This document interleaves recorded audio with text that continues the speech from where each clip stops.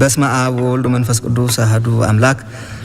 የተከበራችሁ ኦርቶዶክሳውያን ምእመናን በየማማት ሶስተኛው ቀን ረቡዕ ነው።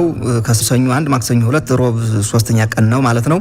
ረቡዕ እንግዲህ ሶስት ነገሮች ተፈጽመዋል በእለተ ረቡዕ ማለት ነው። አንደኛ የሚታሰው ታሪኮች ሶስት አይነት ታሪኮች አሉ። አንደኛ የካህናት አለቆች ሽማግሌዎች በመሰብሰቢያ ቦታቸው ላይ ተሰብስበው መክረዋል ስለ ኢየሱስ ክርስቶስ በእለተ ሰንበት ድውያን ይፈውሳል፣ ለምጻምን ያነጻል፣ ሙት ያስነሳል፣ ደግሞ ራሱን የእግዚአብሔር ልጅ ነኝ ይላል ብለው በእነዚህ ሁለት ነጥቦች ተወያይተዋል፣ ተመካክረዋልና የተሰባሰቡበት ቀን ነው በእለተ ረቡዕ እና ምክረ አይሁድ የተፈጸመበት የተመከረበት ቀን ነው። የካህናት አለቆች ሽማግሌዎች በቦታ ተሰብስበዋል ማለት ነው። እነዚህ እንግዲህ አይሁድ በአጠቃላይ ከፈሪሳውያን ከሰዱቃውያንም የተውጣጡ 72 ያክል ሽማግሌዎች መማክርት ነበሯቸው። የሚቀመጡበት ሸንጎ ነበራቸውና በዛ ሸንጎ ተቀምጠዋል ማለት ነው። የመጀመሪያው አንደኛው ይሄ ነው። ሁለተኛው ጌታችን ኢየሱስ ክርስቶስ በስምዖን ዘለምጽ ቤት ሳለ አንዲት ኃጢአተኛ ሴት ሽቶ አምጥታ እግሩን የቀባችበት ቀን ነው ያን ቀን ማለት ነው በዕለተ ረቡዕ።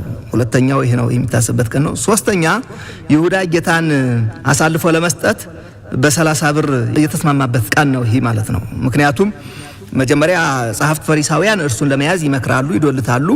በሁለተኛ ደረጃ በስምዖን ዘለምጽ ቤት ሳለ ያቺ ሴት አምታ ሽቶ ስታርከፈክፍበት ይሁዳ ገንዘብ ወዳጅ ስለነበረ ገንዘብ ከመውደዱ የተነሳ ጌታ ሆይ እቺ ሴት ይህንን ያህል ሽቶ ለምን ታባክናለች?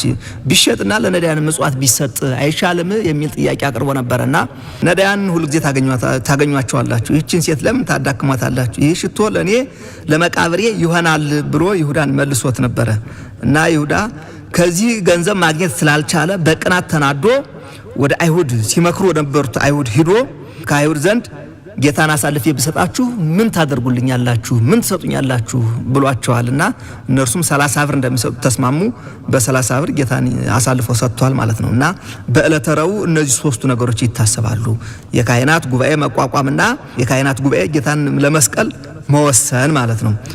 በስምዖን ዘለምጽ ቤት ገብቶ ያቺ ሴት ሽቷን እያርከፈከፈች ሽቶ እንዳቀረበችለት ስጦታ እንዳቀረበች የከበረ ስጦታ እንዳቀረበችለት እና ይሁዳ በዚህ ምክንያት አሳልፎ ለመስጠት ወደ አይሁድ መማክርት ሄዶ እንደተመካከረና ጌታን በ30 ብር አሳልፎ እንደሸጠው የሚታሰብበት ነውና በአጠቃላይ ምክረ አይሁድ የተፈጸመበት ቀን ነው ይሄ ቀን ማለት ነው።